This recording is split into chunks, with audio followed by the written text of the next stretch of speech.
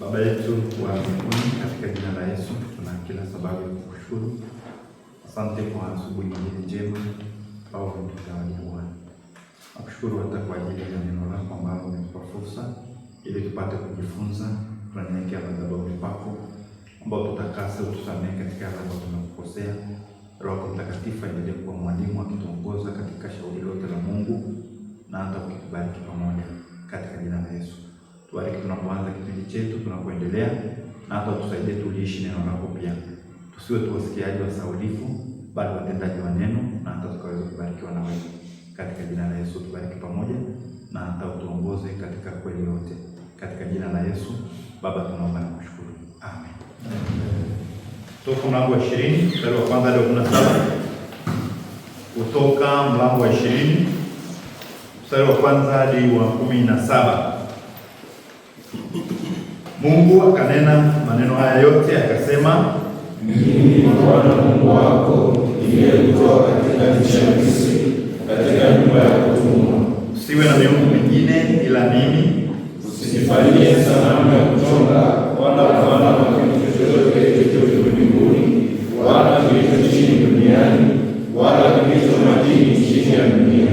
Usivisujudie wala kuvitumikia, kwa kuwa mimi Bwana Mungu wako ni Mungu mwenye wivu, na wapatiliza wana maovu ya baba zao hata kizazi cha 3 na cha 4 cha wanichukiao.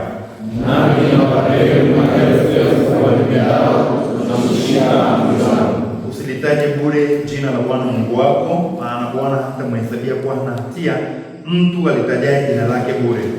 Ikumbuke siku ya Sabato uitakase. Siku 6 fanya kazi, utende mambo yako yote, lakini siku ya saba ni Sabato ya Bwana Mungu wako. Siku hiyo usifanye kazi yoyote, wewe wala mwana wako wala binti yako wala mtumwa wako wala mjakazi wako wala mnyama wako wa kufuga wala mgeni aliye ndani ya malango yako.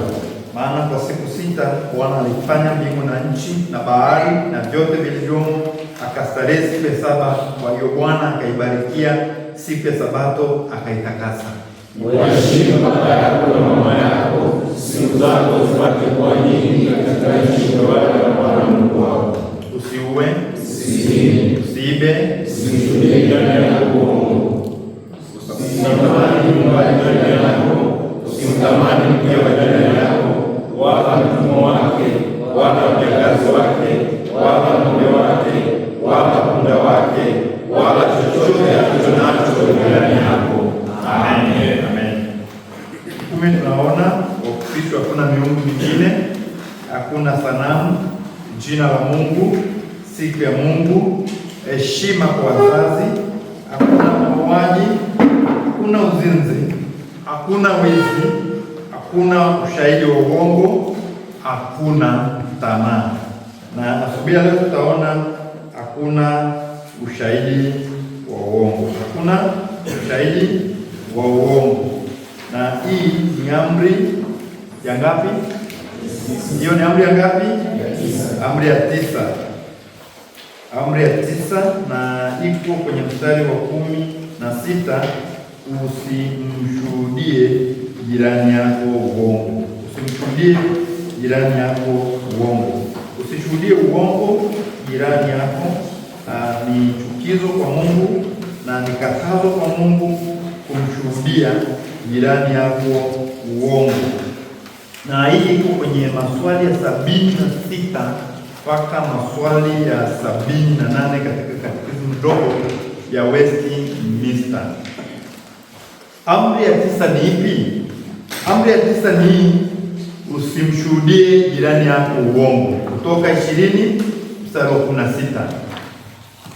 Je, nini kinahitajika katika amri ya 9? Amri ya 9 inahitaji kudumisha na kukuza ukweli kati ya mtu na mtu, na ukweli kati yetu wenyewe na wengine, hasa katika kutoa ushahidi. Kuna mistari ambayo inakazia maelezo ambayo tumeyasoma na au yanaelezwa kinachohitajika katika amri ya 9. Kwanza ni Zakaria mlango ule wa 8 mstari wa 16. Zekaria mlango ule wa 8 mstari ule wa 16. Zekaria ni kabla ya Malaki. Zekaria 8:16. Haya ndiyo mtakayo yatenda, kila mtu na aseme kweli na jirani yake, hukumuni kweli na hukumu ya amani malangoni mwenu. Mtasema kweli, kila mtu na aseme kweli na jirani yake. Kila mtu na jirani yake waseme nini? Waseme kweli, wasiseme uongo, waseme kweli. Lakini waraka wa 3 wa Yohana 12, waraka wa 3 wa Yohana 12, maana yake mstari wa 12, maana ni mlango mmoja tu. Demetrio ameshuhudiwa na watu wote, tena na ile kweli yenyewe. Nasi pia twawashuhudia, nawe wajue ya kwamba ushuhuda wetu ni kweli. Kwa kila mtu na jirani yake anapaswa aseme kweli, aseme kile ambacho ni kulingana na kweli, sio vinginevyo. Lakini Mithali 14 inapokuja kwenye eneo la kutoa ushahidi au kushuhudia jambo, Mithali 14:5 na 25, Mithali 14:5 na 25, shahidi mwaminifu hatasema uongo, bali shahidi wa uongo pumzi zake ni uongo. Shahidi wa ukweli, shahidi mwaminifu atasema nini? Hatasema uongo, bali shahidi wa uongo pumzi zake, hata maisha yake ni uongo. Mstari wa 25, shahidi wa kweli huponya nafsi za watu. Shahidi wa ukweli huponya nafsi za watu, bali atoaye uongo hudanganya. Shahidi wa uongo hata pumzi zake ni nini? Ni uongo. Shahidi mwaminifu hatasema uongo. Shahidi mwaminifu tunaambiwa, shahidi wa kweli, mstari wa 25 anasema shahidi wa kweli huponya nafsi za watu. Hebu jaribu kufikiri, umeitishwa kutoa ushahidi kesi ya mauaji, alafu nashuhudia mtu ambaye hajafanya mauaji kwamba ameua na anahukumiwa kunyongwa. Nini ambacho umekifanya? Umeponya au umeua?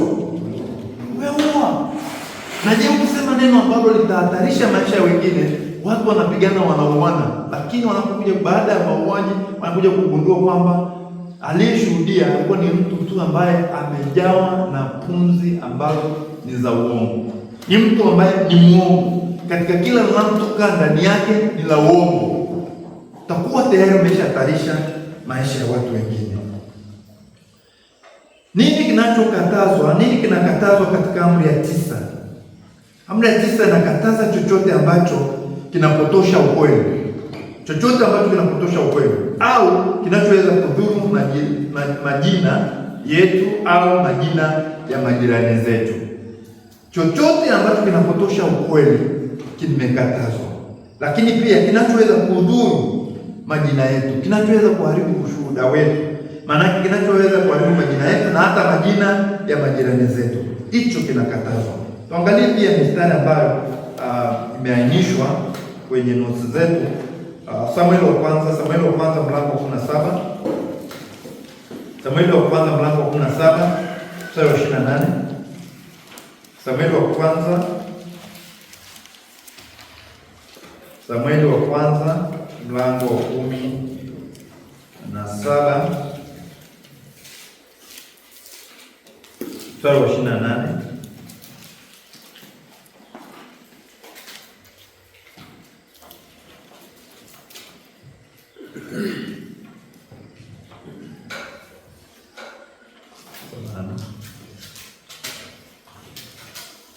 Samueli wa kwanza mlango wa 17 mstari wa 28. Naye Eliabu mkubwa wake alisikia hapo alipoongea na watu, na hasira yake Eliabu ikawaka juu ya Daudi, akasema, mbona wewe umeshuka hapa, na kondoo wale wachache umemwachia nani kule nyikani? Mimi nakujua kiburi chako na ubaya wa moyo wako, maana umeshuka ili upate kuvitazama vita. Alishuhudia Eliabu ni sahihi, anaujua ubaya wa moyo wa nani? Ni kweli moyo wa Daudi ulikuwa mbaya, na ni kweli Daudi alikuja tu akushuhudie vita? Hapana. Baadaye ukiangalia utaona Daudi alishuka kwa kusudiwa maalum kuja kulitetea jeshi la watu wa Mungu, sio? Maana wote wameogopa. Eliabu ni muoga, mfalme wa Sauli mwenyewe ni muoga, ameshaogopa, Mfilisti anawatisha, vita viko mbele yao, wameshaingiwa na hofu kuu. Daudi alikuja kama shujaa kulitetea taifa la Mungu. Lakini kaka yake anasema, na kujua moyo wako, vikondoo vichache. Ni vikondoo vichache kweli? Sidhani. Alishuhudia uongo. Lakini pia tunapoangalia Zaburi ya 15:3, Zaburi ya 15, Zaburi ya 15 mstari ule wa 3.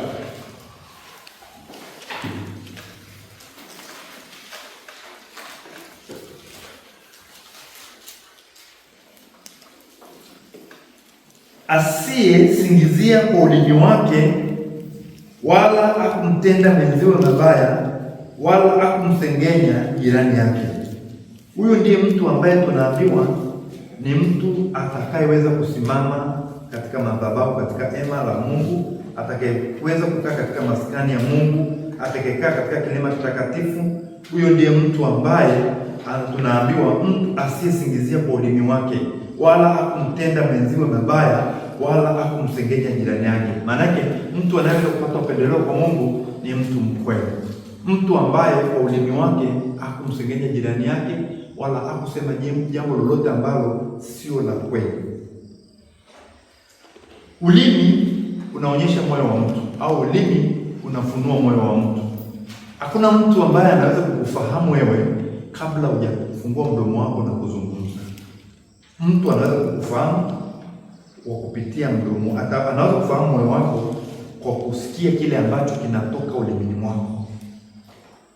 Nguvu ya maneno tunayoyasema haipaswi kupuuzwa. Kiangalia Yakobo 3:5 na 6, Biblia inatuambia vile ambavyo ulimi ulivyo. Ulimi ni kiungo kidogo, lakini matatizo yake ni makubwa. Yakobo 3:5 na 6, vivyo hivyo ulimi nao ni kiungo kidogo, nao hujivuna majivuno makuu. Angalieni jinsi moto mdogo washavyo msitu mkubwa sana. Nao ulimi ni moto, ule ulimwengu wa uovu. Ule ulimi umewekwa katika viungo vyetu, nao ndio utiao mwili wote unajisi, uwasha moto mfululizo wa maumbile. Ulimi ni kiungo kidogo, lakini matatizo yake ni nini? Ni makubwa, ni moto. Moto mdogo unafananishwa, ulimi unafananishwa na moto mdogo ambao unaweza kuwasha tu kiberiti, lakini moto huo ukaliwasha, ukachoma pori kubwa, au ukateketeza rasilimali nyingi. Ulimi tunachosema kinaweza kufanya mengi mazuri au uharibifu mwingi, na ndio maana angalia kile ambacho kinatoka mdomoni mwako. Kinachohitajika ni tamshi au tamshi moja tu yasiyo na busara yaliyotolewa na kiongozi wa kisiasa kuleta mataifa vitani. Yaani ulimi tu, neno moja au maneno machache, lakini maneno yale yanaleweka mataifa nini? Kwenye vita. Naamini mnakumbuka vile ambavyo alikuwa rais wa kwanza wa nchi alivyotamka tu maneno matatu, lakini aliwatia askari ujasiri na wakaingia vitani kupigana na nani? Na Idi Amin. Alitumia ulimi. Lakini kumbuka, mtu ambaye anaitwa Hitler ambaye alitumia ulimi wake vibaya kuhamasisha vita vya pili vya dunia. Nini kilichotokea baada ya yeye kutamka? Ni vita ambavyo viliweka dunia nzima kwenye nini? Ni kwenye machafuko ya hali ya juu. Ulimi. Wakati moyo wenye dhambi unadhibiti ulimi, kiwango cha uharibifu kinachoweza kusababisha ni cha kutisha. Kiwango cha uharibifu ambacho kinaweza kusababishwa na moyo ambao ni mwovu ni cha kutisha. Tukiangalia Warumi mlango wa 3 unaelezea vile ambavyo ulimi ulivyo kwa Warumi 3 mstari wa 13 na ule wa 14. Koo lao ni kaburi wazi, kwa ndimi zao wametumia ila, sumu ya fira hii chini ya midomo yao, vinywa vyao vimejaa laana na uchungu. Nasikia hutu ni ulimi ambao ni ulimi wa uovu. Ulimi wa uovu ni ulimi ambao tunaambiwa ni kama kaburi wazi, maana ulimi wenyewe uko kwenye hilo koo. Kwa ndimi zao wametumia ila. Kwa ndimi zao, mtu anajaribu kutumia ulimi kuleta udanganyifu. Maana anajaribu kusema kitu ambacho kinaonekana kama ni cha ukweli, lakini ndani ya nyuma ya huo ulimi, nyuma ya haya maneno ni ila tupu. Hakuna ukweli hata kidogo. Historia ya mwanadamu imejaa hadithi na jinsi ya uongo, udanganyifu, majivuno, kujipendekeza, mashtaka ya uongo na uvumi. Sio tu umesababisha maumivu na mateso mengi, lakini pia kuharibu maisha, kuharibu ushirika, kuharibu makanisa, kuharibu harakati, kuharibu falme, kuharibu imaya pia. Yale maneno ambayo yametumika, yale ambayo ulimi umetumika kuyasema, mambo mengi yamekuwa, mashtaka mengi ya uongo, udanganyifu mingi, majivuno mengi, kujipendekeza kwingi, na kwa maana hiyo kumesababisha matatizo mengi. Biblia inatuambia kwamba njia pekee ambayo nguvu ya ulimi inaweza kutiishwa na kutumiwa kufanya mema badala ya uovu ni kubadilisha moyo. Moyo ukiwa muovu, na ukipata mtu ambaye ni mtu mwerevu, maana ukiitwa mwerevu sio kwamba unaitwa mwerevu kwamba una akili nzuri. Wakati mwingine inawezekana pia ukaitwa mwerevu kwamba ni mtu mdanganyifu.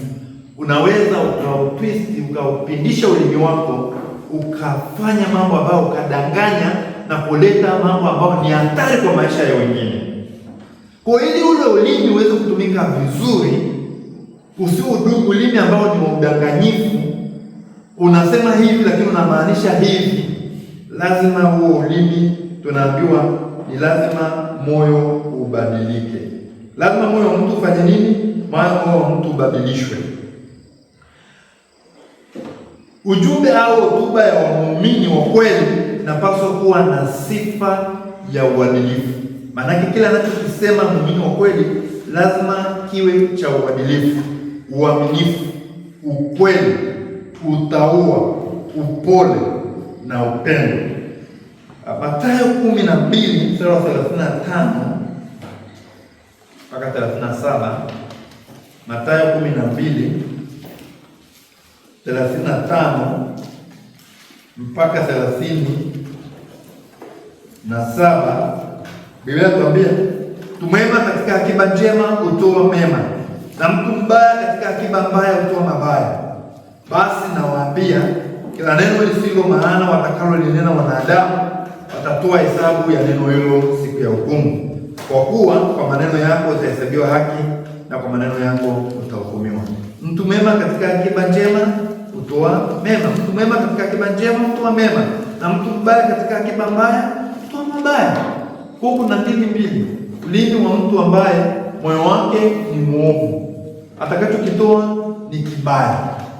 Kuna mtu mwingine ambaye moyo wake umebadilishwa. Moyo uliobadilishwa maana yake nini? Ni moyo wa yule ambaye amekutana na Mwokozi, yule ambaye amemwamini Yesu Kristo kama Bwana na Mwokozi wa maisha yake, ametubu dhambi zake na kuoshwa kwa damu ya Yesu. Huyo ndiye mtu ambaye ana moyo ambao umebadilishwa. Na ndio maana ni jambo ambalo la kutafakarisha sana.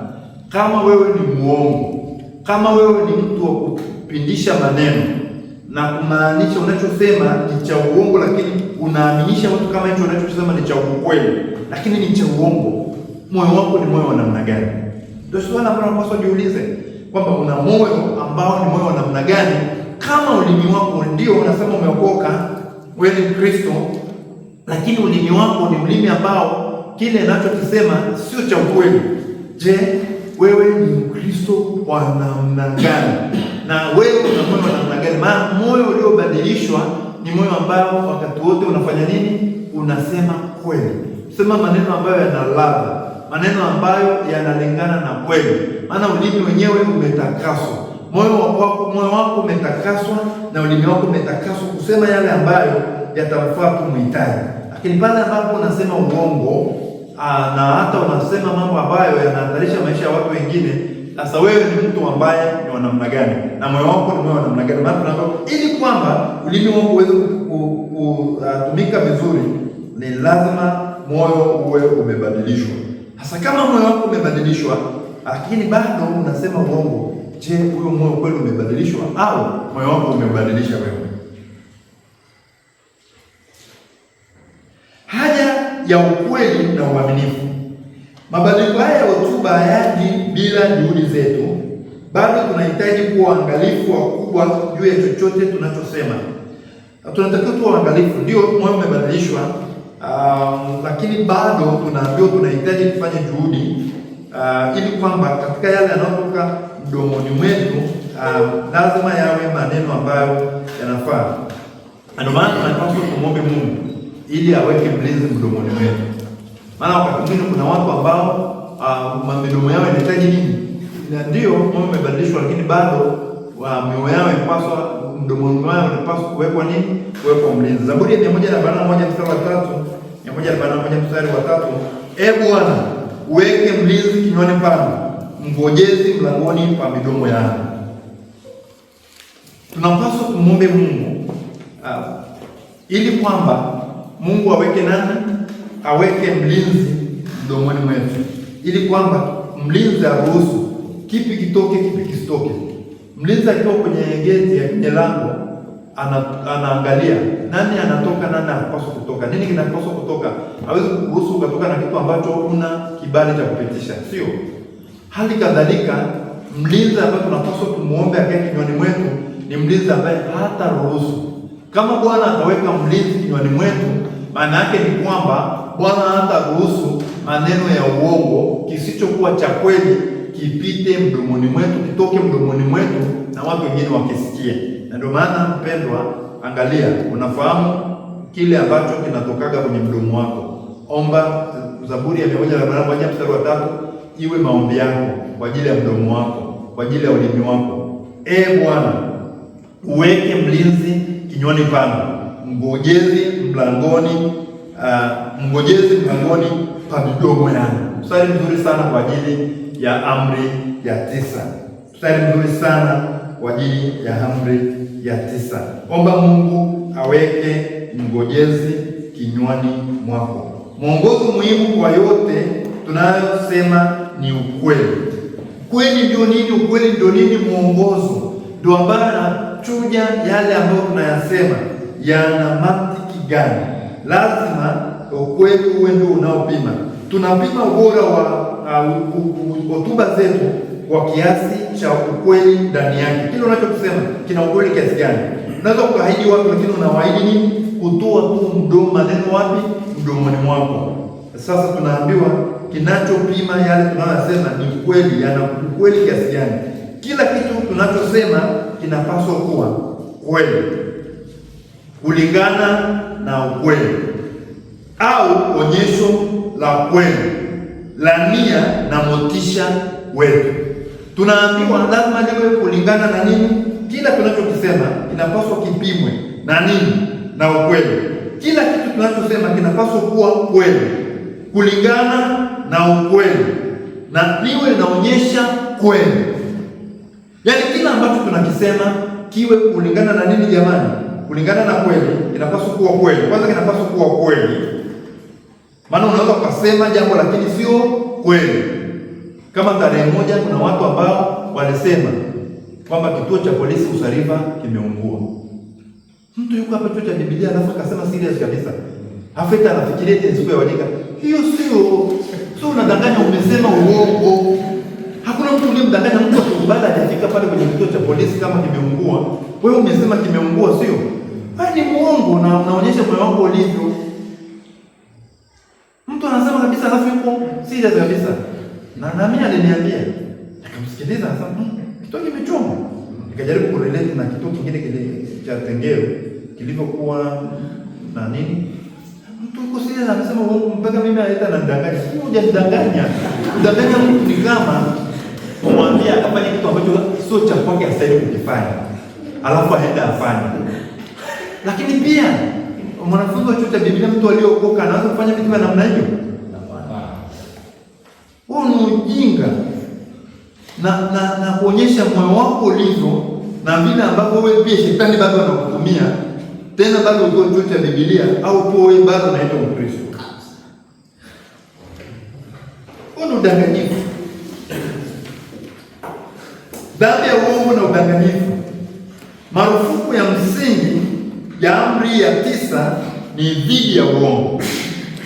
Hii amri inapambana na uongo na waongo pia, ambayo ni kutoa taarifa ya uongo kwa makusudi katika mahakama ya sheria. Unajua, kama watu wa ulinzi na usalama wangesikia huyu mtu aliyesema huo uongo kituo cha polisi kimechomwa, wangemkamata na kwenda kumhoji zaidi. Maana inawezekana ana mpango wa kufanya hivyo. Kwa angalia unachosema naweza kuhatarisha maisha yako. Wakati mwingine pia uongo wako unaweza kuhatarisha nini? Maisha yako.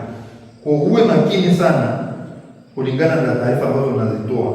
Tunaambiwa marufuku ya msingi ya amri ya 9 ni dhidi ya uongo, ambayo ni kutoa taarifa ya uongo kwa makusudi katika mahakama ya sheria. Unatoa ushahidi wa uongo mbele ya chombo ambacho ni cha sheria. Kila mahakama ya sheria inaweza kutoa haki tu kwa kadri ya mashahidi watakapokuwa tayari kusema ukweli. Kwa hiyo jaribu kufikiri ni watu wangapi wamedhulumiwa haki zao kwa sababu tu ya watu waliokuwa waongo, waliosimama kwenye chombo hicho cha sheria, na wengine wakiwa wanaitwa nini? Wakati wa Kristo. Maana kama ni Mkristo ukienda kwenye chombo cha sheria kutoa ushahidi, utashika Biblia ili kudhibitisha kwamba ushahidi utakaotoa utakuwa ukweli na kweli daima. Ukikumbuka amri ya 9 inasema usimshuhudie jirani yako uongo. Lakini mara baada ya kusema ushahidi utakaotoa mbele ya mahakama hii utakuwa kweli na kweli daima, ukimaliza unasema uongo daima. Na kwa maana hiyo haki ambayo inapaswa itolewe kwa mtu ambaye anastahili kupewa akaikosa haki yake, wakati mwingine kwa sababu aidha ya tumbo lako, lakini kwa sababu tu wewe ni mtu ambaye hauko tayari kusema kweli.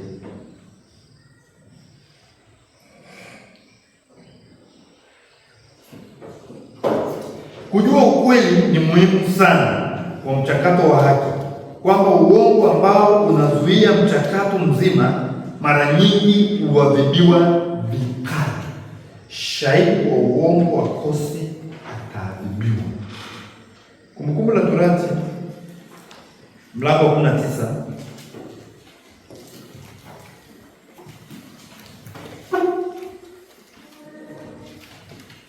Kumbukumbu la Torati mlango wa 19 mstari wa 16 hadi wa 21.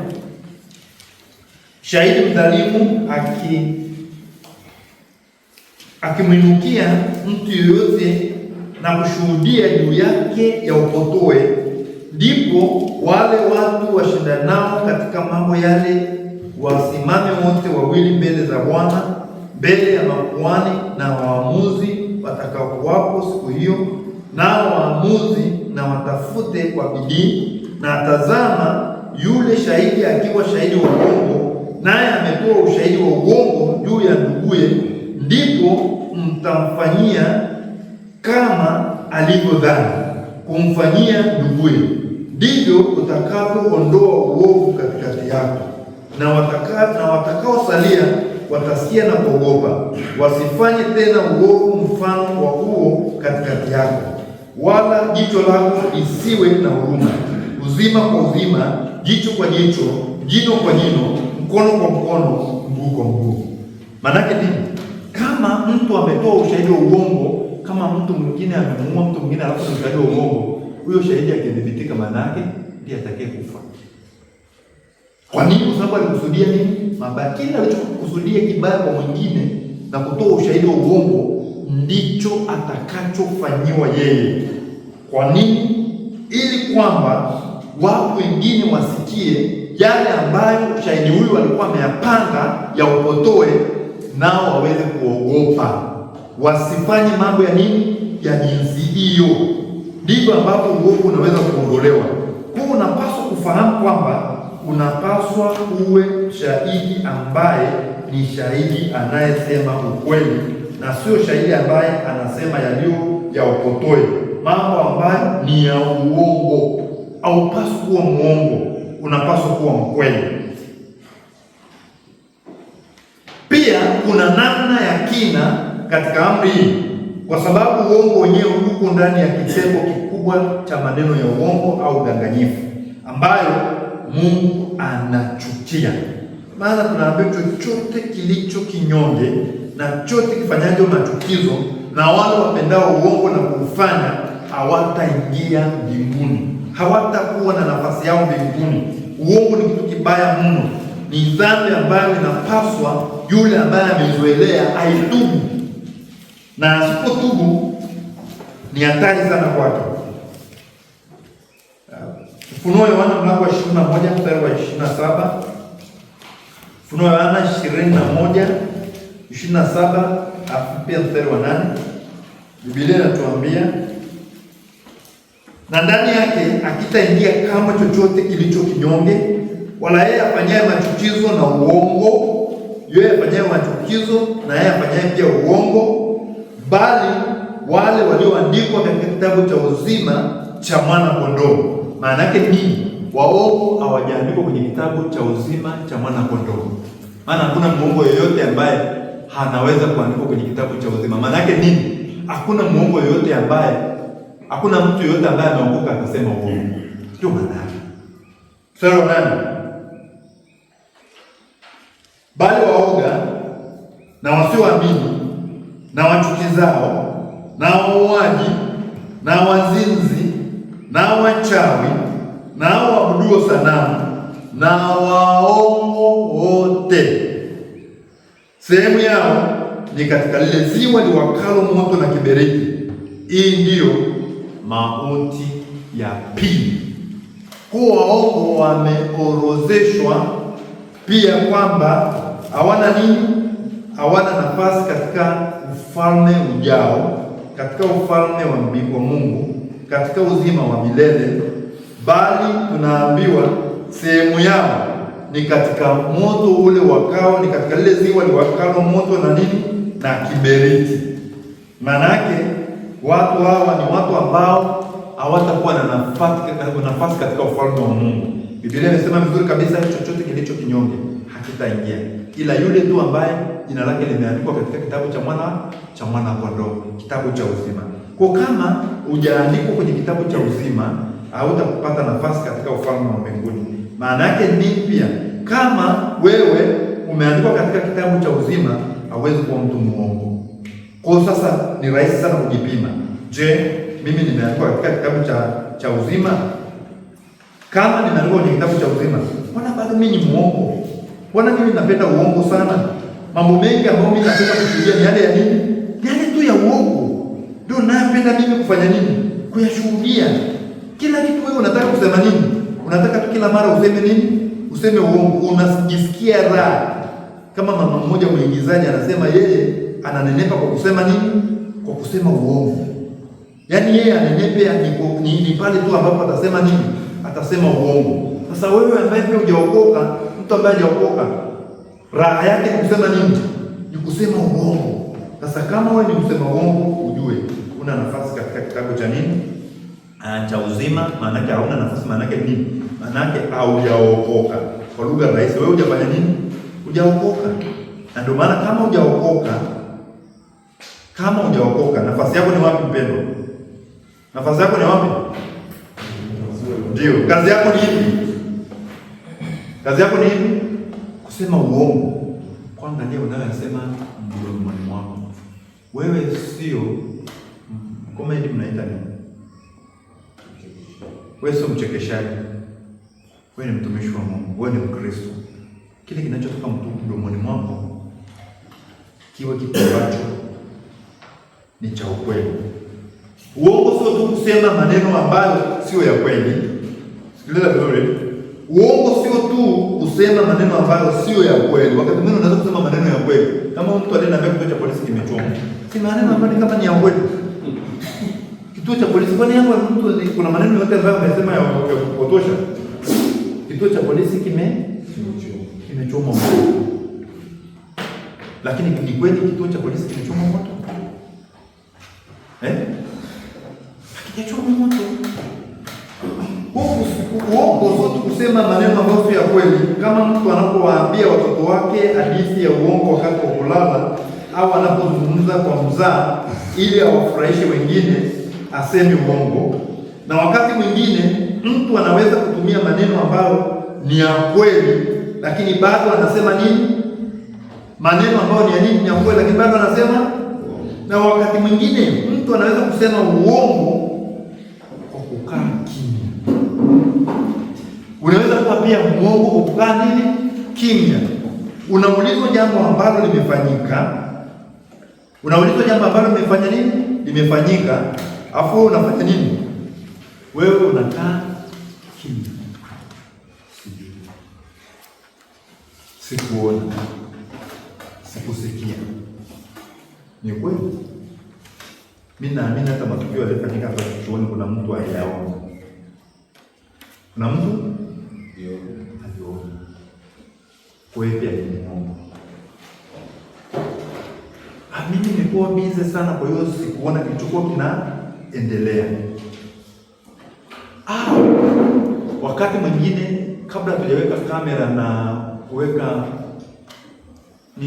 mazingira ambayo ni magumu kiasi kuibia, mko mnaona sana rafiki zenu wakiibia, lakini mko mnanyamaza kimya. Kabla mwalimu hajaona, umeshaona mtu anaibia, unanyosha mkono juu, mwalimu fulani anaibia, mwangalie. Kwa hiyo pia ni muongo. Kama ulishuhudia kitu cha namna hiyo na ukusema, wewe ni nani? Ni muongo. Maana uongo sio tu kwamba kusema jambo ambalo sio la kweli, lakini kwenye kukaa kimya wakati unapaswa uzungumze, huo pia ni nini? Ni uongo. Wewe pia ni nani? Uongo unaweza kufafanuliwa kama jaribio la makusudi la kumdanganya mtu. Udanganyifu waongoza watu mbali na ukweli ili hatimaye wasitambue ukweli. Hakuna njia ya uhakika zaidi ya kuharibu urafiki kuliko kudanganya. Unataka kuharibu urafiki? Danganya. Hivi unafikiri ukishanidanganya unaweza kuwa rafiki yako tena? Nani anayependa kukaa na rafiki muongo? Hayupo. Ndio, naweza kukusamea lakini urafiki basi. Sababu hakuna mtu anayependa kuwa na rafiki uongo. Sawa? Hilo ni jambo ambalo unapaswa kufahamu. Basi kuwa muongo. Yaani njia ambayo ni uhakika ya kuharibu rafiki ni kufanya nini? Danganya. Mara mtu amedanganywa kwa makusudi na mwingine, ni ngumu kurejesha uaminifu kamili na ujasiri. Yaani ukishanidanganya ni ngumu, lakini maana najua unadanganya tu, utasema wewe usemaje ukweli? Nakumbuka kuna mwanafunzi mmoja alikuwa hapa chuoni. Mwanafunzi alikuwa ni mbaya. Anavuta sigara, anavuta bangi, na wenzake wanavutia kule mtoni. Akija tu hivi akishawekwa kati, anasema kila kitu. Wenzake kwanza wanaitwa, anakataa, anasema sasa tujavuta, tujafanya chochote. Anaitwa yule anasema nimevuta na fulani na fulani na fulani. Anasema kabisa. Nimevuta na fulani. Lakini huyu tayari alishasema sio kweli. hatujafanya kitu cha namna hiyo, lakini mwenzake anakuja sema tumefanya.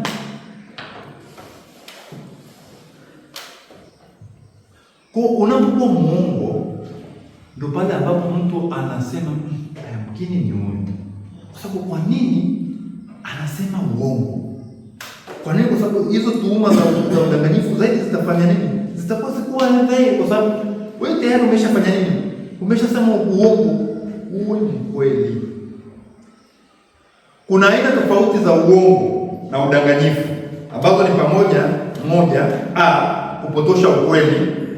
Hii ni aina ya kawaida ya uongo. Kupotosha ukweli ni aina ya kawaida ya nini? Kupotosha ukweli, hii ni aina ya kawaida ya nini? Ya uongo, ni aina ya kawaida.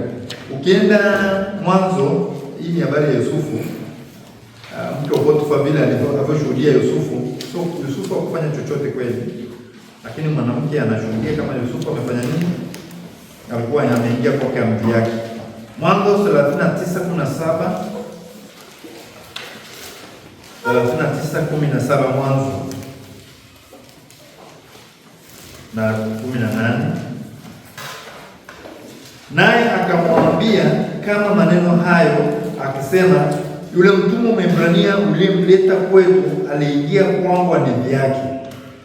Kawa nilipopaza sauti yangu, anasema alipopaza nini? Sauti yangu yake, nikalia, akaacha nguo yake kwangu, akakimbia nje. Ni kweli Yusufu aliingia kwa mji yake?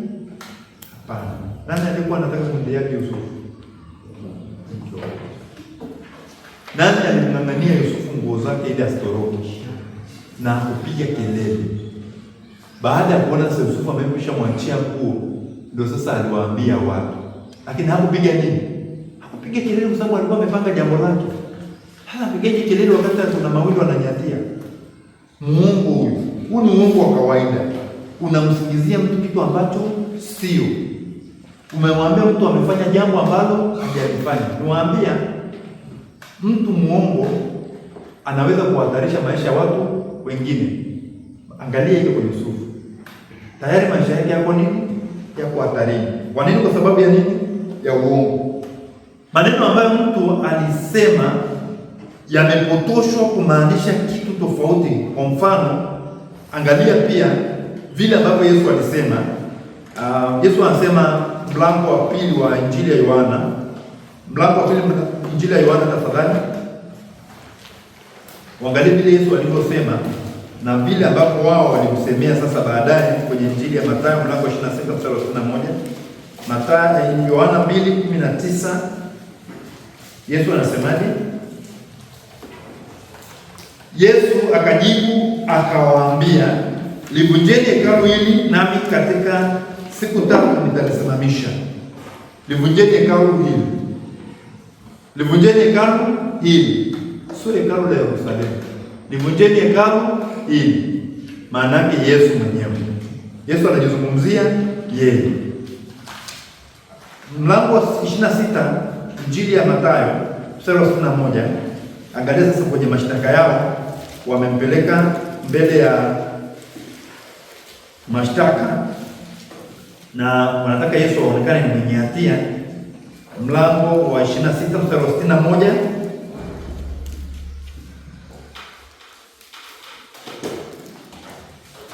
Hata baadaye wawili wakatokea, maanake mashahidi wawili walitokea, wakasema, huyu alisema naweza kulivunja hekalu la Mungu na kulijenga kwa siku 3. Huyu alisema anaweza kulivunja hekalu la Mungu na kulijenga kwa siku 3. Yesu alisema livunjeni, sio nitalivunja hekalu hili.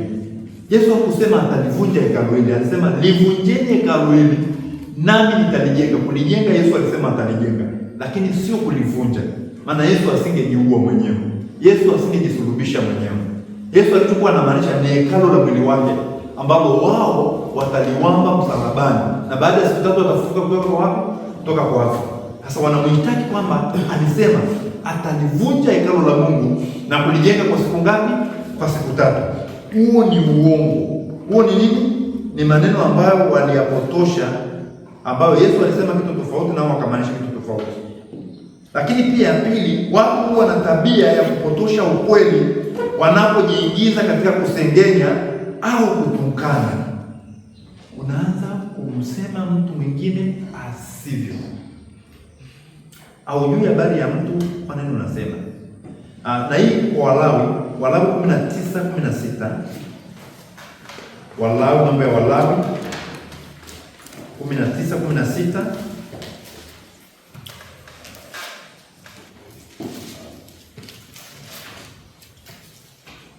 Walawi 19:16. Usiende huko na huko katikati ya watu wako kama mchongezi, wala usisimame kinyume cha damu ya jirani yako. Mimi ndimi Bwana. Usiende huko na huko. Wasengenyaji huo wanaenda huko na huko, anatoka akamkuta fulani, naenda hapa ndani. Hapa ni eneo dogo tayari, wa mtu mbea anaweza kwenda haraka sana. Unaweza katoka jikoni akaja kwangu, kutoka kwangu akaenda kwa vijana kula, au akatoka kwanza, anatoka jikoni anakuja kwangu, kutoka kwangu anaenda bwenini kwa wasichana, toka hivi anarudi bwenini kwa wavulana wa darasani, anapeleka umbea. Kona zote hizo, kona zote za hapa chuoni, dakika sifuri tu amesha eneza vitu ambavyo ni vya uongo kabisa. Anaenda huko na huko. Biblia inasema yule anayesengenya mara nyingi anadai kwamba ana nia njema, lakini nia yake ni mbaya sana, na kwa hivyo anapotosha ukweli kwa faida yake mwenyewe. Ndio maana nikwambie kitu, mtu anayekuja kukwambia habari ya mtu mwingine, mwambie samahani, nataka kama anakuambia jambo la kukusaidia kwenye maisha yako, sawa, naendelea kumsikiliza. Lakini kama anakuambia jambo linalomhusu amani, yuko hivi, yuko vile, mwambie hebu simama kidogo, naomba nenda kidogo, nataka nikuelekee kidogo kabisa. Kwa sababu akimaliza kumsema amani, atakusema wewe, hawezi kukuona. Ndio kawaida ya mtu ambaye ni msengenyaji. Maanake hata hapo kwako amekuletea habari ili kwamba naye apate habari, maana yeye ni benki ya kukusanya habari ili kwamba aende akawasambazie wateja wake. Wewe na wewe ukichangia yale anayoyazungumza, tayari atapata kitu cha kwenda kufanya nini? Kuwasambazia wengine. Benki yake haifilisiki, maana kifilisika ataongea nini? Na ndio maana akishafahamika, ukisema uongo utasutwa, sio acha umbea utasutwa. Watu watoto wadogo wamezoea kusema acha umbea utafanya nini? Utasutwa. Acha mtu ambaye anaitwa mtumishi wa Mungu, acha mtu ambaye anaitwa mtu aliyeokoka. Mtu akikuambia jambo lake, kama ni mtu amekwambia jambo lake, wewe kifanya unajua habari za fulani, anambia bwana, wala sitaki kuzungumza. Ishia tu hapo, maana sizihitaji hata kujia tena siku nyingine. Mtende break alafu tutarudi. Ishia namba 3, makosa na mapungufu ya mtu kujadiliwa kwa undani, kwani tukipata hadhira makini. Ni jambo la ulimwengu wote kwamba watu wangependelea kusikia kitu kibaya juu ya mtu kuliko kitu kizuri. Watu wamezoea sana huo, mara nyingi wanapenda wasikie kitu kibaya cha mtu kuliko nini? Kuliko kitu kizuri.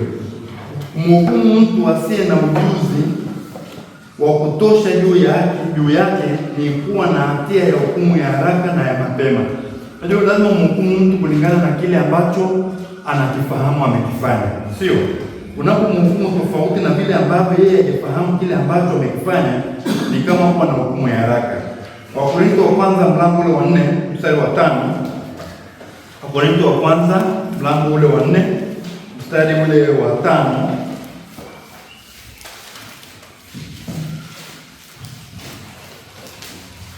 Wakorintho wa kwanza mlango wa 4 mstari ule wa 5. Basi ninyi msihukumu neno kabla ya wakati wake, hata ajapo Bwana, ambaye atayamulikisha yaliyostirika ya giza na kuyadhihirisha mashauri ya moyo, ndipo kila mtu atakapoipata sifa yake kwa Mungu. Maana yake nini tunachojaribu kuambiwa hapa ni kwamba hukumu mtu pia kitu ambacho huna ushahidi, huna ukweli, ni kama pia wewe umeingia kwenye hatia ya amri ya ngapi? Amri ya 9. Na ndio maana usihukumu kitu kama hakina nini? Hakina ukweli. Yakobo 4:2-4, tuangalie pia Yakobo 4:2-4. Yakobo 2:4, waraka wa Yakobo mlango wa 2 mstari wa 4.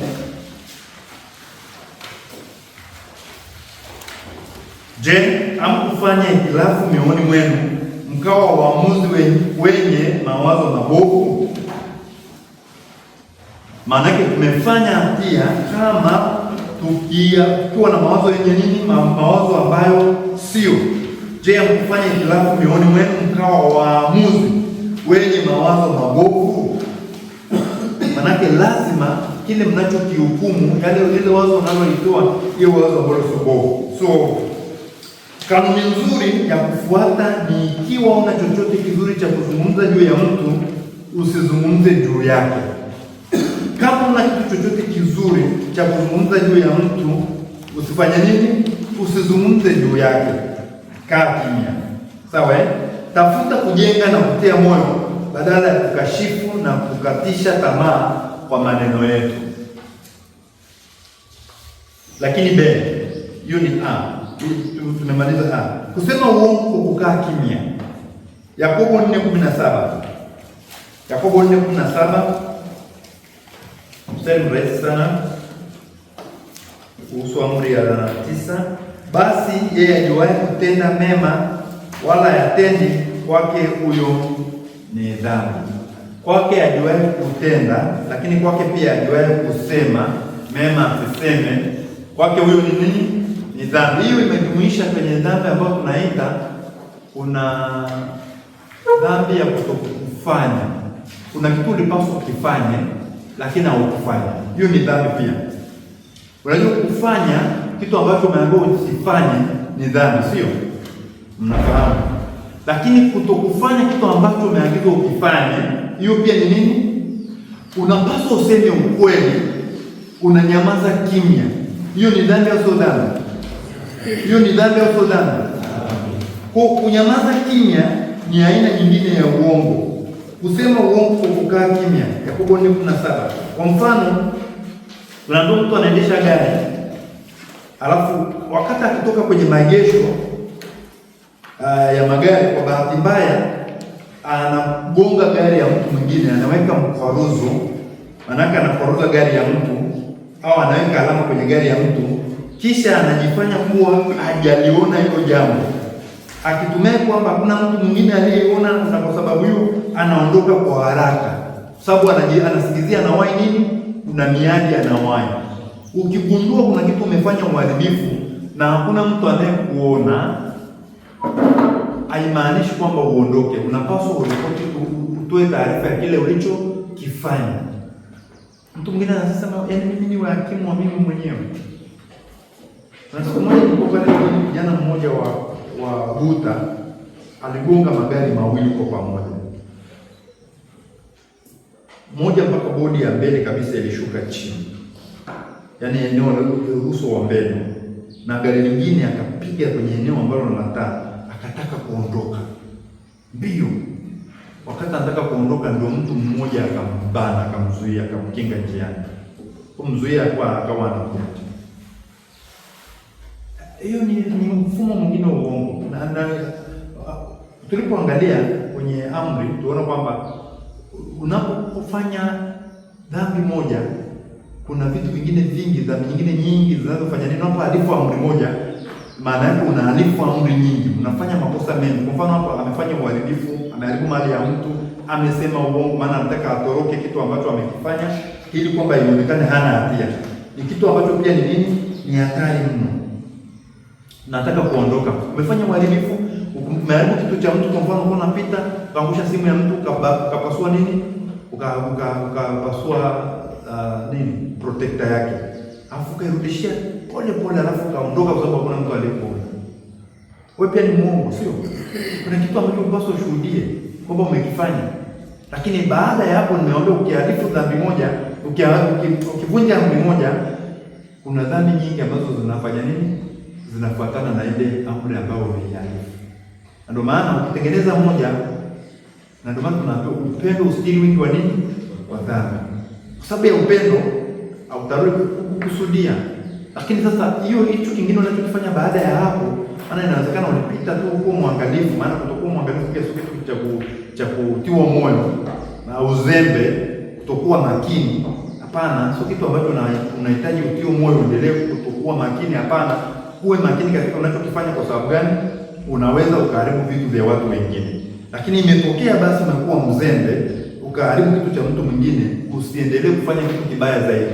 Hebu jeneza jisalimishe, mwambie wakati nikipita kwa namna moja au nyingine sikuwa mwangalifu.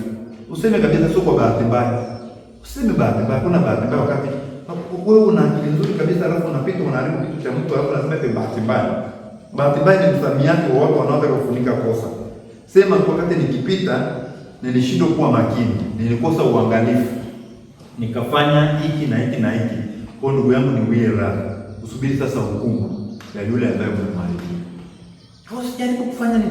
Unapofanya hivyo ni dhambi ambayo ni kama tunaambiwa ni dhambi ya kutokufanya kile ambacho ulipaswa kukifanya.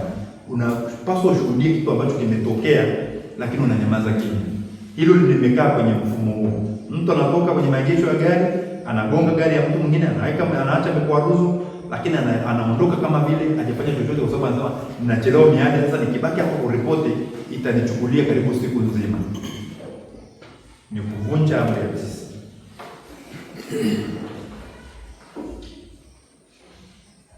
Uongo wa maneno ya ukweli.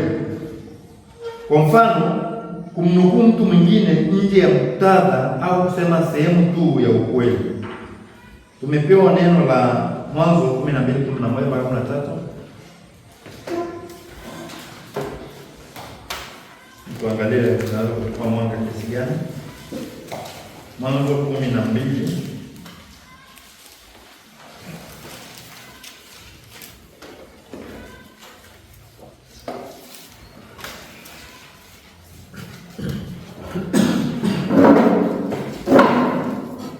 12:11 hadi 13.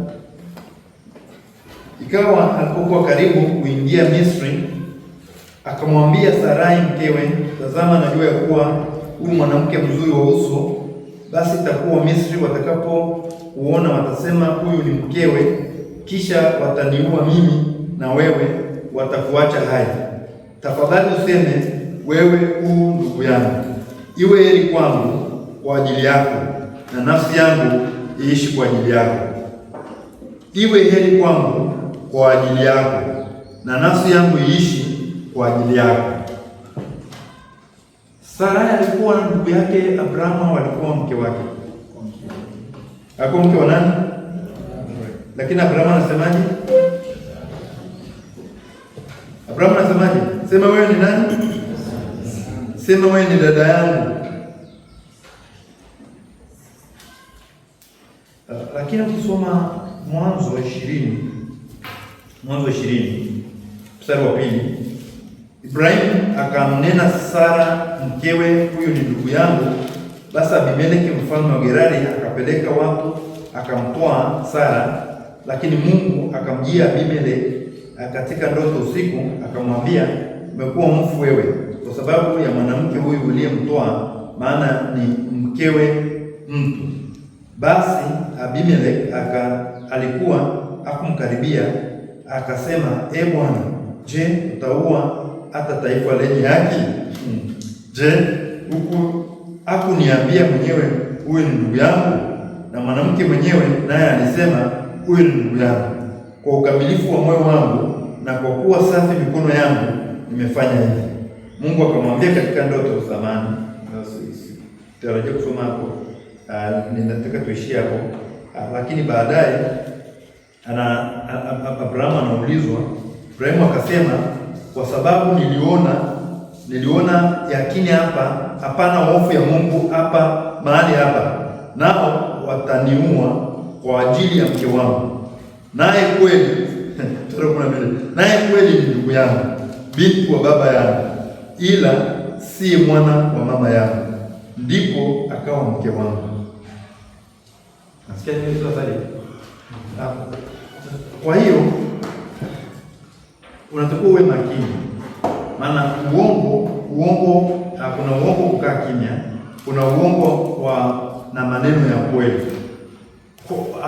Sara alikuwa mke wa Abraham, hapo dada yake, maana tayari alishamuongo nani, lakini anasema huyu ni binti wa baba yangu, lakini sio wa mama yangu. Na ndio maana alikuwa nani, mnajua mkifuatilia historia vizuri, watu walikuwa wanaoana kwenye agano la kale, maana familia zilikuwa zijawa kubwa hiyo. Kwa mtu alikuwa anaoa mtu wa karibu, mtoto wa mjomba unaoa. Sisi hatuwezi kuoa mtoto wa mjomba sasa hivi. Mtoto wa mjomba ni ndugu yako kabisa, lakini kuna watu bado wanaoa. Nafikiri kuna watu nyinyi bado mnaoa mtoto wa mjomba zenu, mtoto wa mshangazi, wala kuna shida. Lakini sasa hivi watu wameshakuwa wengi duniani. Kuna familia ambayo unajua kwamba sisi wote ni ndugu, lakini kuna ule ukaribu. Kwa Abraham hapa pia naye alisema uongo. Lakini pia kuna kusema uongo kwa kujifanya. Yakobo alijifanya kuwa Esau. Hapo alidanganya pia.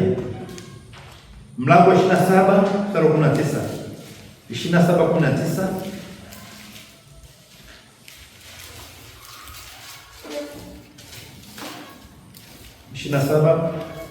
mstari wa 19.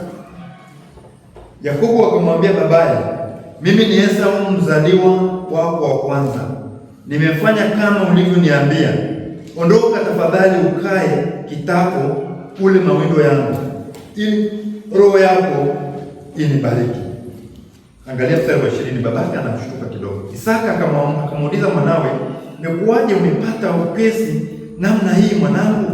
Akasema, "Kwa sababu Bwana Mungu wako amenifanikisha." Unaona hapa na uongo pia. Bwana Mungu wako, kwa sababu Bwana Mungu wako amenifanikisha. Isaka akamwambia Yakobo, "Karibu tafadhali nikupapase mwanangu." Maana hiyo kumpapasa ni ili hakikisha, maana ameshasikia tu sauti sio ya nani? Sio ya Esau. Ili nikupapase mwanangu, nione kwamba wewe ndiwe mwanangu Esau, ama sivyo. Sura 22. Basi Yakobo akamkaribia Isaka babaye, naye akampapasa. Akasema, baba watu walikuwa wanatia kabisa kwenye hili jambo. Akasema, sauti ni sauti ya Yakobo, lakini mikono ni mikono ya Esau. Alimwambia aje mpapasa ili kwamba asiwe mwenye dhambi. Angemkutana kitu chochote angemwambia hapana, wewe ni mdanganyifu. Lakini alimpapasa, akahakikisha. Asema sauti ni sauti ya nani? Lakini mwili ni wa nani? Wala hakumtambua, kwa maana mikono yake ilikuwa kama mikono ya Esau ndugu yake yenye malaika, lakini akambariki. Kujifanya mimi ndiye fulani, huo pia ni nini? Ni uongo. Lakini pia kuna mtu mwingine ambaye anaitwa, watu wawili, Anania na nani? Na Safira, walijifanya kuwa wakarimu na wacha Mungu zaidi kuliko walivyokuwa kweli. Mlango wa 5 wa Matendo ya Mitume tunaelezwa habari ambayo pia sisi tunapaswa kujihadhari nayo. Unajifanya vile usivyo. Hawa walijifanya ni wakarimu, lakini sio kweli. Hawakuwa nini?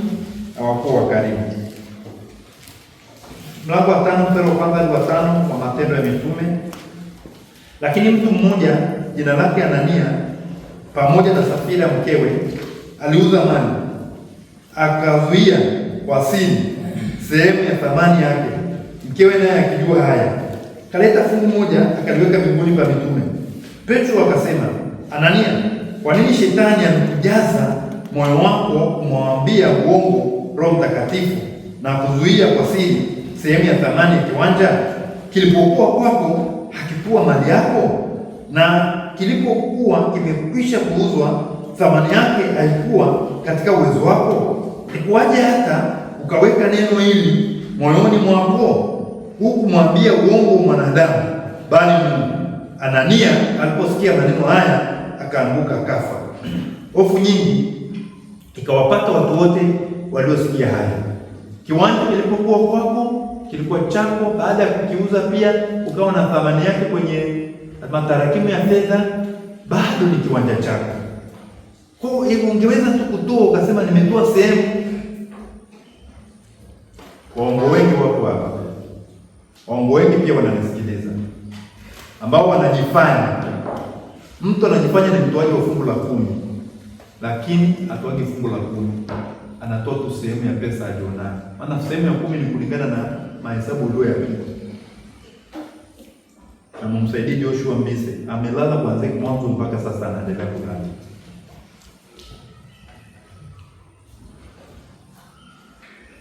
Unaweza kudanganya kwa kujifanya. Unajifanya mtu mwema, unajifanya mtu mzuri, lakini kumbe umeficha sura yako kamili. Utakuja kujulikana utakapokuwa kwenye jambo ambalo linapima sasa uhalisia wa kile ambacho wewe unajifanya kuwa. Na mtu mmoja, nafikiri hizo linaonyeshwa Bongo, alijifanya yeye ni afisa uhamiaji, akawaambia watu wanawasaidia passport waende ng'ambo. Chukua pesa za watu, baada ya hapo akapotea. Mtu baada ya kugundua mamilioni ya pesa ameshaenda. Sasa uhamiaji wanatoa passport huko vichochoroni. Anyway, inaonyesha jinsi ambavyo Bongo ni Bongo kweli, lakini natumika kudanganya wengine. Kwa hata kujifanya vile ambavyo sio.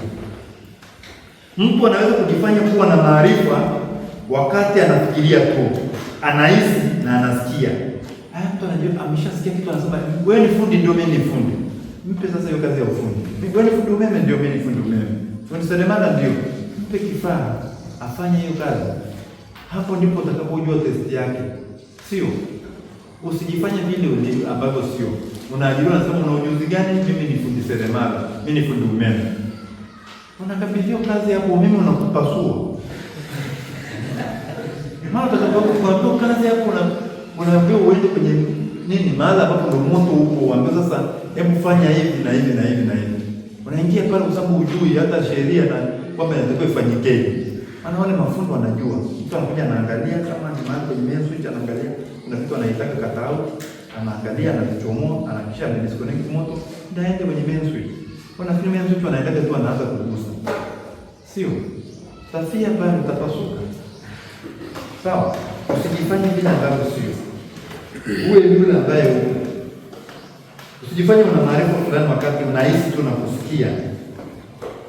Jaribu hili ni kali sana kwa wale ambao ni wataalamu wanaotambulika. Kwa mfano, mwanatheolojia mashuhuri, mwalimu au daktari ambaye hataki kupoteza uso mbele ya kutaniko au umati. Unajaribu kujifanya kwamba uko hivi uko vile, lakini sio. Usijifanye umesikia. Tafadhali. Lakini pia unaweza kuwa muongo, kuwa mnafiki. Unafiki pia. Unafiki unatafuta kuonekana kitu ambacho mtu sio. Yaani unafiki anajaribu kujifanya kama hivyo. Mungu anachukia sana unafiki. Sawa eh? Yesu aliwashutumu viongozi wa kidini kuwa wanafiki kwa sababu wao wenyewe hawakutenda kile wanachohubiri.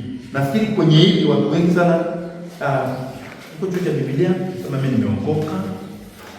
Ukienda huko madhabahuni mimi nimeokoka, inabidi uhubiri watu tu kwa sababu una kazi nyingine ya kufanya. Sio?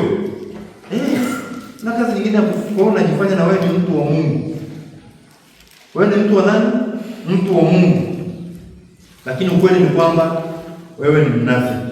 Sababu mtu wa Mungu hawezi kusema vitu vya Mungu wakati yeye mwenyewe vitu vya Mungu hana. Luka 12:1. Luka 12:1, Yesu aliwakemea sana waandishi na Mafarisayo. Walikuwa na sheria za Mungu, lakini wao wenyewe sheria za Mungu hazikuwa na nafasi kwao. Walikuwa ni wanafiki tu. Wakati huo makutano walipokutanika elfu hata wakakanyagana, alianza kuwaambia wanafunzi wake, kwanza jilindeni na chachu ya Mafarisayo ambayo ni unafiki. Jilindeni na chachu ya Mafarisayo. Jilindeni na mafundisho. Chachu inayozungumzwa hapa ni mambo ambayo ni kitu ambacho kinaweza kuathiri kitu. Chachu, mafundisho ya Mafarisayo ambayo ni nini? Ni unafiki. Turudi Mathayo 15:8. Mathayo 15 mlango 15 mstari wa 8. Mathayo mlango 15 mstari wa 8. Watu hawa huniheshimu kwa midomo, ila mioyo yao iko mbali nami. Huyu ndio mtu mnafiki. Anamheshimu mtu kwa mdomo, lakini moyo wake uko mbali na nani? Yuko mbali na yule ambaye anamheshimu. Yesu anasema Mungu, Isaya amesema kweli kwamba watu hawa wananiabudu bure wakifundisha mafundisho yaliyo maagizo ya wanadamu. Wao ni nini? Ni wanafiki. Maana midomo inasema, lakini moyo akipo moyoni kile ambacho wanajaribu kukisema. Kwa ni unafiki, na Mungu anachukia. Wanafiki watahukumiwa vikali. Angalia Ayubu 15:34. Ayubu 15:34. Wanafiki watafanya nini? Watahukumiwa.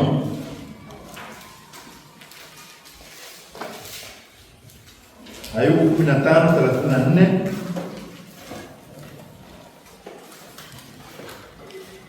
Kwa kuwa jamii ya hao wasiomcha Mungu watakuwa tasa, na moto utawateketeza mahema yenye rushwa. 34. Kwa kuwa jamii ya hao wasiomcha Mungu watakuwa tasa, na moto utateketeza mahema yenye rushwa. Mstari wa mlango wa 35 ndio. Mlango wa 36:13.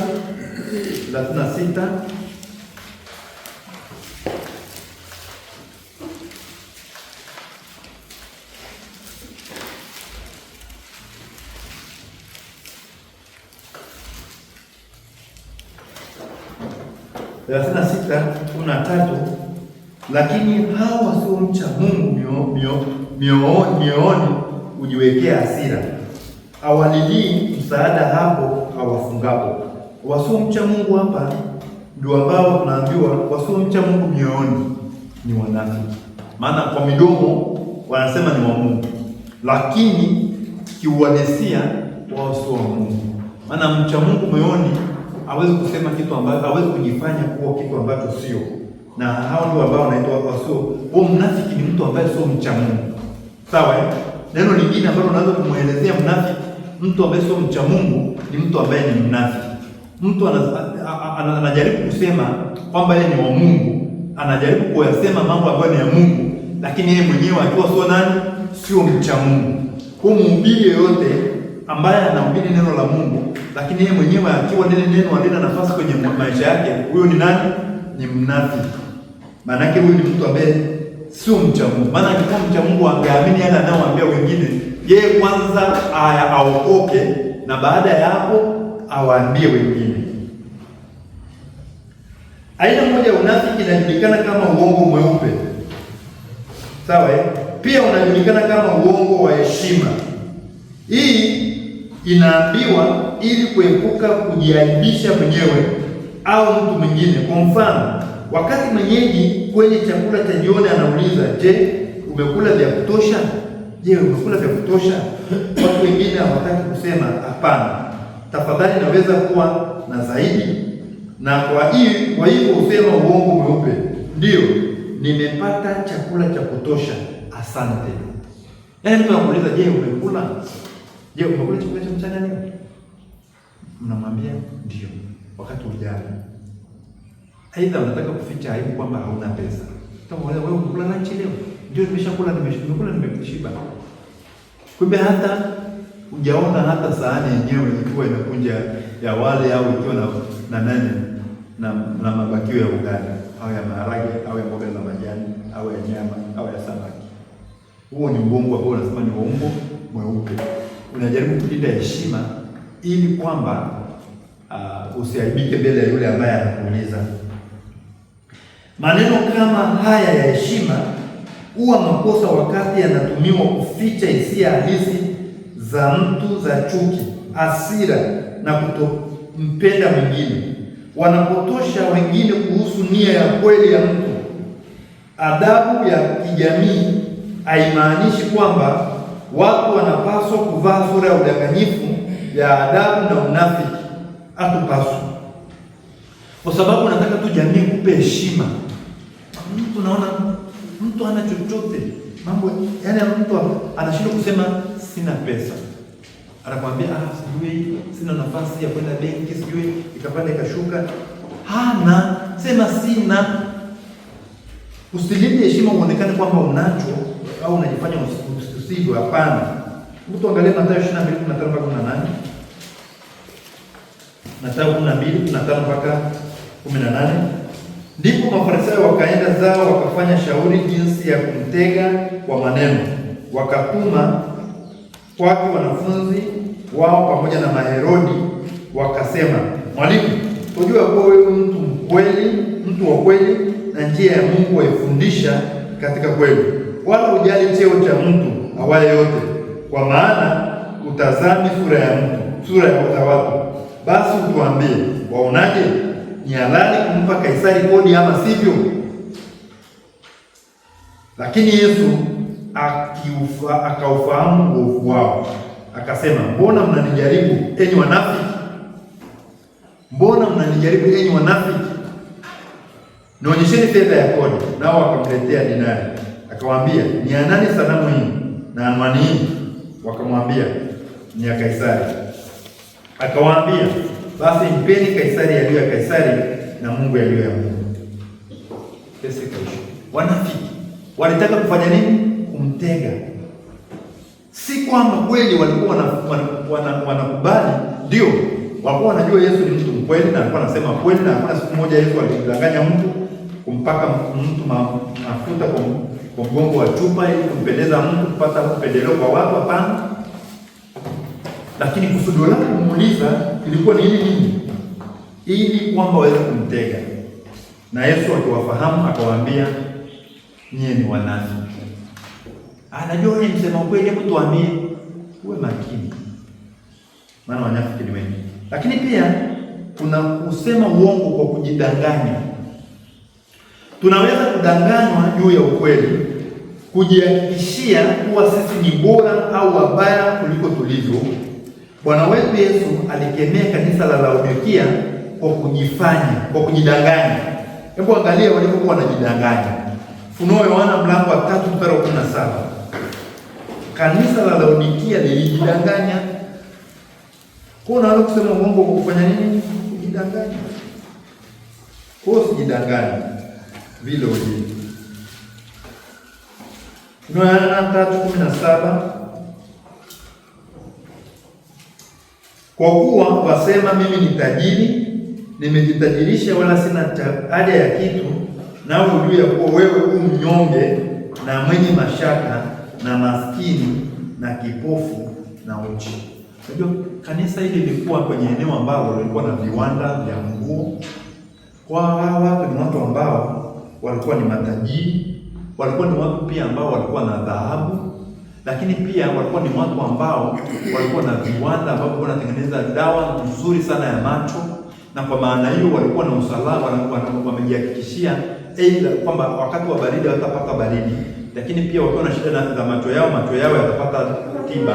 Lakini sio hivyo, walikuwa na dhahabu, sawa, wakifahamu kwamba wao walikuwa ni maskini kwenye eneo lingine, walikuwa ni vipofu, wanaona kwa macho haya ya nyama na damu, lakini macho yao ya kiroho yafanye nini? Hayaoni. Walijidanganya kwamba wako sawa wakati hawakuwa nini? Hawakuwa sawa. Yesu aliwakemea na kuwapa ushauri wanunue kwake dhahabu iliyosafishwa kwa moto, wapate kuwa matajiri, na mavazi meupe wapate kuvaa, aibu ya uchi wao usionekane, na dawa ya macho ya kujipaka macho yao, ili wapate kufanya nini? Wapate kuona. Walijiona kwenye mambo ya mwili wako sawa, wakasahau upande wa hali yao ya kiroho. Kwa Yesu akiwapatia ujumbe huu, aliwapatia mfano ambao ni mfano aliokuwa anaishi. Kuna mtu ambaye anajiona ana afya nzuri, ana nguo amevaa vizuri, ana maada, anaweza kulala akajifunika na blanketi nzuri, lakini akasahau kwamba yeye ni uchi kiroho, na anapotembea anaibisha kanisa la Bwana, anaibisha wale waliookoka. Sasa usijidanganye. Acha kujidanganya. Kujidanganya ni Mungu. Aina nyingine ya kujidanganya ni wakati mtu ana hamu ya siri ya kitu cha dhambi kwa muda mrefu, na kisha siku moja anatoa sababu, siwezi kuuishi uongo tena, lazima niwe mwaminifu kwangu, na kisha anaanguka katika dhambi hiyo. Huu ni ufafanuzi wa uongo wa uaminifu. Yaani umedumu kwenye uaminifu wako wa uongo. Yaani kuna kitu ambacho mtu anakitamani, anajaribu kujizuia, anajaribu kusema kama yaani anadanganya watu ambao yuko nao, mimi siko hivyo. Lakini baadaye anakuja anafanya nini? Anakifanya kile kitu.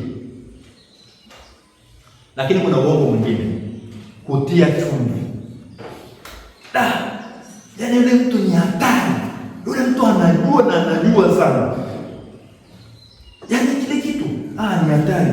Kinaweza kuwa 100,000, kitu cha 10,000 nasema ni 100,000. Yaani yule mtu ana akili, yaani mwerevu, mpe mtihani anapata 0. Yaani unajaribu kupamba kitu ambacho wewe unakipenda au wewe unakijua. Yaani ni mwerevu, sio kawaida. Ni kutia kitu chumvi. Unajaribu kuweka maajabu. Kuna mhubiri mmoja nimsikia siku moja, asema wakati anapata wito, alijaribu akiwa bado hajajitoa kwenye wito, na kama mama yake alimtoa kama mwana wa nadhiri, lakini yeye mwenyewe akawa kama anaepaepa. Sasa wakati ambapo Mungu anataka kudhihirisha, akawa ameshirikishwa kidogo juu ya ule wito, lakini yeye mwenyewe akawa kama anapinga. Na siku moja akiwa kwenye gari na mtu mmoja, wanasafiri waende mahali, asema walipata ajali. Walipogongana na gari lingine, akasema yeye alitokea kwenye kioo kile cha mbele, akatokea. Baada ya kutokea, asema baada ya kutoka kwenye mbele ya kioo cha mbele, maana kioo kilipasuka, akarushwa. Yeye hakujua hata mwenzake aliishia wapi mpaka na leo, wala hajuagi habari zake kabisa. Lakini alikuwa ni mtu ambaye walikuwa wanafuatana pamoja, waende mahali na wanafahamiana. Na yeye mwenyewe hakuparuzwa kabisa. Huyu mtu ni muongo, ameongeza chumvi ili watu wajue kwamba yeye ameitwa katika hali ambayo ni maalum sana, kiasi kwamba alipata ajali, kioo kilipasuka, yeye alirushwa na gari huko, na baada ya yeye kutoka kwenye gari, wala hakuhangaika wala hakuwa amekwaruzwa mahali popote, akaondoka tu akaenda kwenye wito. Nasema mpaka leo mimi nahubiri na sijui huyo mtu ambaye nilikuwa naye yuko wapi. Maana hata sikushughulika, sikujua nini kilichoendelea, ibaki haya aliumia kuumia. Hivi huo ni wito kweli au ni uongo tu hapo mtu anajaribu kudanganya wajinga? Maana kwanza hiyo anaonyesha ni mtu afai. Maana alipaswa akamwangalia wenzake nini kimemtokea. Baada ya hapo siandeni ndio aende kwenye wito. Kwani wewe namzuia? Huyu ana tofauti gani na mtu yule aliyeitwa? Anasema yeye amenunua ng'ombe. Amenunua ng'ombe wa kulima, wanaenda kuwajaribu. Yaani anatoa visababu ambavyo vinahalalisha jambo lake ambalo wamelikusudia. Huyu mtu naye ni muongo. Hiyo ni kuongezea vitu, ni kuvitia vitu nini? Ladha. Unavitia chumvi. Kitu ambacho hakina ladha, lakini unakiongezea. Yaani kama unazungumza kitu ambacho ni cha uongo. Ni kama uanze kusema yaani wewe uliruka, kuna mtu mmoja pia alinishuhudia, akaniambia alienda Tanga kuhubiri. Alipokuwa Tanga kuhubiri, akawa ametengenezwa jukwaa. Asema yaani alihubiri Injili mpaka akajikuta anaelea juu angani, lakini yeye mwenyewe anajua kwamba anaelea na watu hawamuoni kama anaelea angani. Anaelea tu angani, yaani ametoka kwenye jukwaa anaelea angani. Yaani huo papo ulikuwa mkubwa mpaka anaelea angani. Hivi ni ukweli au uongo? Anatia vitu chumvi ili kwamba aonekane ni wa nini? Ni wa kiroho. Hiyo ni dhambi na ni uongo. Na utahukumiwa pia nini? Adhabu. Hapo anasema eti alikuwa anatembea juu. Hivi nini sasa? Hivi akitembea kule juu ndio watu wataokoka? Hivi Mungu mwenyewe akimweka aelelee juu ndio watu wataamini? Imani ndio kwa kusikia na kusikia neno la nani? Kuacha ngonjera na kutia vitu chumvi kwamba wewe yaani kuna maajabu ya kutokea, huo unawatisha watu na ujumbe wako ili waamini. Hapana, sio sawa. Hiyo ni kutia vitu chumvi na ni uongo. Kwa kutia chumvi ni kufanya mambo yaonekane kuwa makubwa au madogo, bora au mbaya zaidi kulingana na athari za matamanio. Baadhi ya maneno ya kutia chumvi katika maandiko yanakubalika kama vifaa vya fasihi vinavyoitwa hyperbole. Kwa mfano, Zaburi ya 56:1-2. Zaburi ya 56:1-2. Tuangalie yale yaliyotoka kwenye Biblia, sawa. maana hiyo ina jinsi ambavyo inaleta usikivu. 56:1-2 ni Biblia, wewe kusoma ni Mungu. 56:1-2 Mungu unirehemu, maana yupo atakaye kunimeza, maana kutwa ananionea akileta vita. Adui zangu wanataka kunimeza mchana kutwa, maana waletao vita juu yangu kwa kiburi ni wengi. Neno kumeza inaonyesha kitu kibaya ambacho kimenuiwa kufanyiwa, lakini sio kwamba kweli adui anataka kufanya nini kumeza. Yaani maana yake adui anataka aondoe uwepo wako, sawa? Maana yake adui anataka kukuathiri, anataka kukufanyia jambo ambalo ni baya, lakini haimaanishi kwamba adui anaweza kukumeza. Sasa hii imeelezwa kwenye Biblia kuelezea vile adui, utendaji wa adui, sawa? Lakini sio kwamba inazungumzia kwamba kweli adui atakumeza, maana adui sio mamba. Lakini si unafahamu mamba akimeza nini kitakacho kutokea? Ndio maana yake. Huu ni mfano unaoelezea neno la Mungu. Lakini sisi hatupaswi kutumia hivyo. Yaani alinimeza kabisa. Yaani nilimezwa. Baada ya kumezwa ukatapikwa. Au ilikuwaje? Maana kuna jambo kuzungumza kitu ambacho unaongeza chumvi. Hiyo ni dhambi, hayaruhusiwi. Mungu anapinga kutia chumvi, ambayo kwa makusudi kuwapotosha watu kuwa na maoni potofu juu ya mtu au hali. Nafikiri hiyo pia tunaweza kuona Mwanzo vile ambavyo usile wala msiaguse. Hiyo ni chumvi imeongezwa, sio kugusa. Mungu kwenye katazo la Mungu alisema msile. Alafu shetani anaongeza chumvi. Msije mwanamke anaongeza, anasema tusije tukafa. Mungu alimwambia hakika mtakufa, sio? Sasa wao wameongeza chumvi kwa kupunguza ukali wa agizo ambalo Mungu alifanya nini, alilitoa. Mungu asema siku mtakapokula hakika mtafanya nini? Mtakufa. Anasema tusile wala tusiguse, tusije tukafa. Mungu alisema msile, sio msiguse, msile. Maana siku mtakapokula hakika mtafanya nini? Mtakufa. Agizo la Mungu wamelifanya nini? Wameliweka la kawaida. Na shetani alipojua hivyo na akaongeza chumvi, hamtakufa hakika. Hiyo pia chumvi imefanya nini? Imeongezwa, ni makosa. Lakini pia angalia Mathayo mlango wa 4:6. Mathayo mlango wa 4:6 kuna chumvi nyingine pia hapo imeongezwa. Mathayo mlango wa 4:6 akamwambia, ukiwa ndiwe mwana wa Mungu jitupe chini, kwa maana imeandikwa, atakuagizia malaika zake mikononi mwao, watakuchukua usije ukajikwaa mguu wako katika jiwe. Sasa hapo amemkumbusha mtu juu ashuke chini, atajikwaa kwenye jiwe? Hapana. Unaona shetani anavyocheza na maneno, nje ya muktadha wa maandiko anajaribu kufanya nini? Anajaribu kusema. Zaburi inasema vizuri sana, Zaburi ya 91:12. Zaburi ya 91:12. Mikononi mwao, kwanza mstari wa 11 anasema, kwa kuwa atakuagizia malaika, mabaya hayatakupata wewe, wala tauni haitakaribia hema yako, kwa kuwa atakuagizia malaika zake wakulinde katika njia zako zote. Mikononi mwao watakuchukua, usije ukajikwaa mguu wako katika jiwe.